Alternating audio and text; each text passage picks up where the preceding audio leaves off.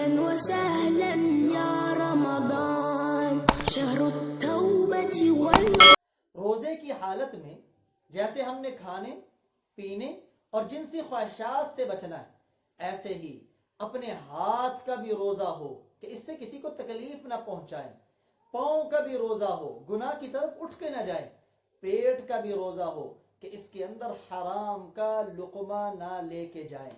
نبی اکرم صلی اللہ علیہ وسلم نے فرمایا، مشہور حدیث ہے، المسلم من سلم المسلمون من لسانہ و یدی، کامل مسلمان وہ ہے جس کے ہاتھ سے اور زبان سے دوسرے مسلمان محفوظ ہوں۔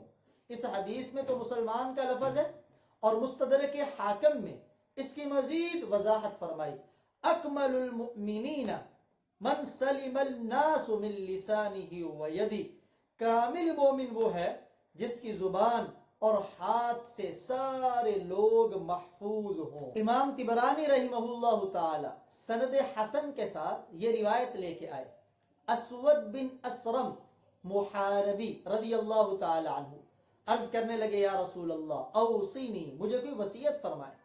آپ نے فرمایا، تملک لسانک، کیا تم اپنی زبان کے مالک ہو؟ اسود کہنے لگے، یا رسول اللہ اگر میں زبان کا مالک نہیں اپنی کا تو کس چیز کا مالک ہوں گا؟ آپ نے پھر فرمایا، تملک یدک، کیا اپنے ہاتھ کے مالک ہو؟ عرض کیا، یا رسول اللہ اگر میں اپنے ہاتھ کا مالک نہیں تو اور کس چیز کا مالک ہوں گا؟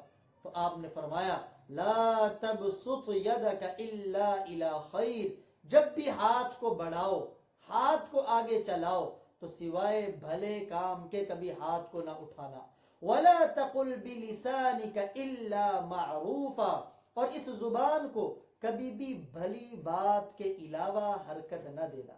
أهلا وسهلا